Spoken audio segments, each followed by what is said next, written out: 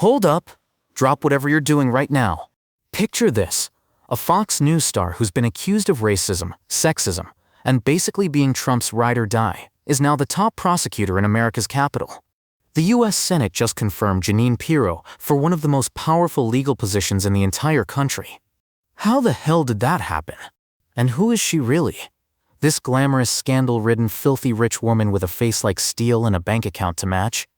Here's where it gets absolutely wild. You won't believe what her mansion is worth, and you definitely won't believe who was bankrolling her luxury yachts and designer suits while she was on live TV trashing the liberal elite. Oh, and did I mention her husband is a convicted felon? Stick around till the end of this video, because we're about to expose how a TV host became the person who decides who gets locked up in Washington, D.C. Trust me, this is about to get spicy. This isn't a joke, folks. A TV host who became famous for screaming on air and blindly backing Trump is now literally sitting in the D.C. prosecutor's chair. The decision was made by the Senate.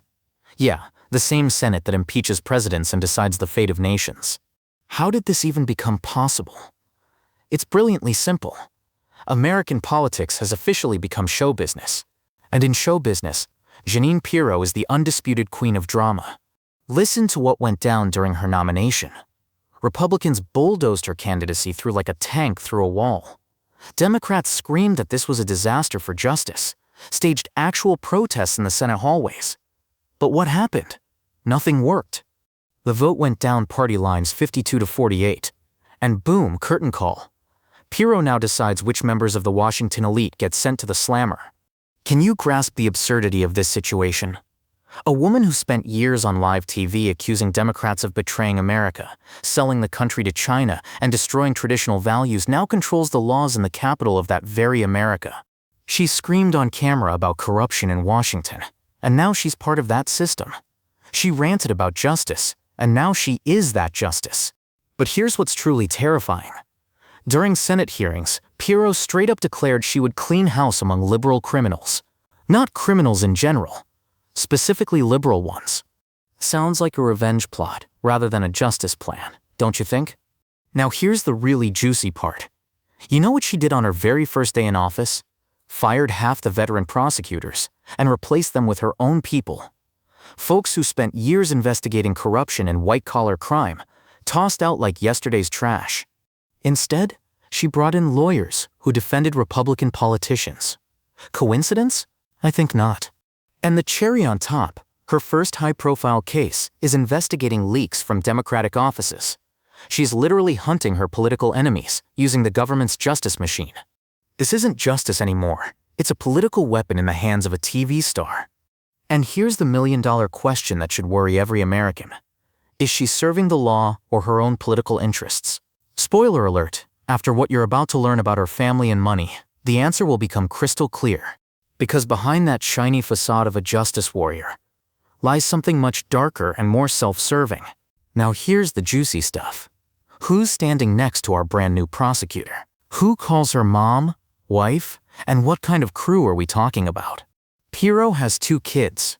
One's a lawyer, the other's a financier. Sounds respectable, right? They got the best education money could buy. Private schools, Ivy League universities, internships at top-tier companies. But here's the million-dollar question. Who footed the bill for all this? The Pirro family money was flowing like a river, and not always from the cleanest sources. Her ex-husband, Albert Pirro, was a big-shot real estate businessman, successful, wealthy, influential, and a complete fraudster. In 2000, a federal court sentenced him to 29 months in prison for tax fraud totaling over $1 million. He hid income through shell companies, falsified documents, and scammed the IRS for years. Yeah, you heard that right. The husband of the woman who now embodies justice in America's capital is a convicted criminal. And you know what's the most cynical part? The whole time Janine Pirro didn't just stand by him. She publicly defended him. She faced reporters claiming her husband was a victim of political intrigue, that it was a witch hunt, that the system was unfair. A woman who would later become a TV star preaching about law and order was defending a tax cheat because he was her husband. But the story doesn't end there. While Albert was doing time, Janine kept living the high life. Mansion, expensive cars, luxury vacations. Everything continued like nothing happened. On what money? Officially, her Fox News host salary. But even $1 million a year didn't explain that level of luxury. Too much spending, too lavish a lifestyle even for a TV star. Then things got really interesting. After Albert got out, their marriage cracked. The divorce was messy, public, and very revealing. Details of their financial schemes that had been hidden from the public for years came to light. Albert accused Janine of knowing about his schemes and even helping cover them up. Janine claimed her husband dragged her into his deals through deception. Classic family drama worthy of House of Cards. But the scariest part, their kids. They grew up in this atmosphere of lies, corruption, and double standards. The son became a lawyer and now defends major corporations against tax claims. The daughter works in finance and specializes in offshore schemes. Family business, you might say. And this woman, whose family was built on cheating the tax system, will now decide who gets punished for financial crimes in Washington. You still think this is about justice? Now here's the real tea. Money, assets, real estate. The stuff Janine Pirro never talked about on Fox News when she was bashing the elite and rich folks. She owns a mansion in Harrison, New York, market value over $5 million. This isn't just a house. It's a genuine palace of the American dream. The interiors look like European aristocracy from Louis XIV's time. Carrara marble floors, gold-leafed chandeliers from Venice, handcrafted curtains made from Italian silk. Every room designed by world-class interior designers. The house has 7 bedrooms, 10 bathrooms, a library filled with leather-bound books, a wine cellar stocked with 300 bottles of top-shelf liquor, and a home theater with leather chairs that cost $50 grand each. But wait, there's more. She also owns a Manhattan apartment worth around $2 million. Floor-to-ceiling windows overlooking Central Park, furniture from high-end Italian brands, contemporary art pieces hanging on the walls. And summers? She regularly chartered luxury yachts in the Hamptons. According to insider rumors, her summer fun ran her about $200,000 per season. Yachts, private chefs, full-service staff, everything top-tier only. Her wardrobe is a whole other story. Giorgio Armani suits, Hermes bags, Tiffany & Co. jewelry. Her watch collection alone is valued by experts at $500,000. So here's the big question. Where's all this money coming from? Her official Fox News salary was up to $1 million a year. Good money, but clearly not enough for this lifestyle. Taxes, mortgages, property maintenance, all that eats up the lion's share of income. But sources close to financial circles claim Janine Pirro's real income could have exceeded $3 million annually. Where's the extra cash coming from? Dividends from tech company investments. Income from real estate she was buying and flipping. Fees for private consulting with major corporations. Speaking gigs at private events for $100 grand per night. She was also heavily invested in vintage cars. Her collection includes 1960s Ferraris, classic Porsche 911s, even a rare Lamborghini Miura. Total value of her car collection, around $1.5 million. But here's the most interesting part, her investment portfolio. Defense company stocks, pharmaceutical giants, energy corporations, the very same companies she frequently covered in her TV shows. Coincidence? Hardly.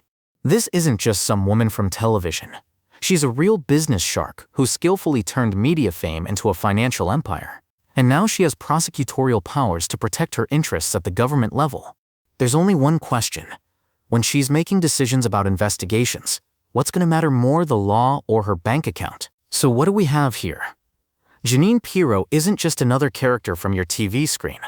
She's a figure who masterfully combined power, money, and ideology into one explosive cocktail. For years, she screamed about fighting the corrupt elite. But she is that elite. $1 million mansions, yachts, designer suits, investments in the very corporations she's supposed to oversee. She swore she'd stand guard over the law, but she lived in a house built on her criminal husband's tax schemes. Defended him publicly, until he got hard time. She promised justice for all, but on day one fired prosecutors who could investigate her own connections. And now this woman will decide which members of the Washington elite get sent to prison. She holds all the power of the federal prosecutor's office in America's capital. And you know what's truly terrifying? She's not even hiding her intentions. She's publicly talking about cleaning house among liberal criminals. This isn't justice anymore. It's political revenge wrapped in judicial robes. Picture this. A person whose family stole from the government will now punish others for stealing from the government. Someone who defended a fraudster will decide the fate of people suspected of fraud. This is an irony. It's a catastrophe for the American justice system. But the most frightening question remains, who's next? Which political opponents will find themselves in the crosshairs of our justice? Which inconvenient journalists will suddenly become suspects? Which activists will get charged with subversive activities? History knows plenty of examples when justice became a weapon in the hands of vengeful politicians. And all those stories ended the same way, with the collapse of democratic institutions. Janine Pirro isn't a prosecutor. She's a ticking time bomb at the very heart of American justice. And the fuse is already lit. America got the prosecutor it deserved. The only question left is, will American democracy survive the explosion of this bomb? Spoiler alert, history shows the odds aren't great. Hit subscribe if you want to know the truth about people in power. And if you think this video was over the top, maybe you're just not ready for reality.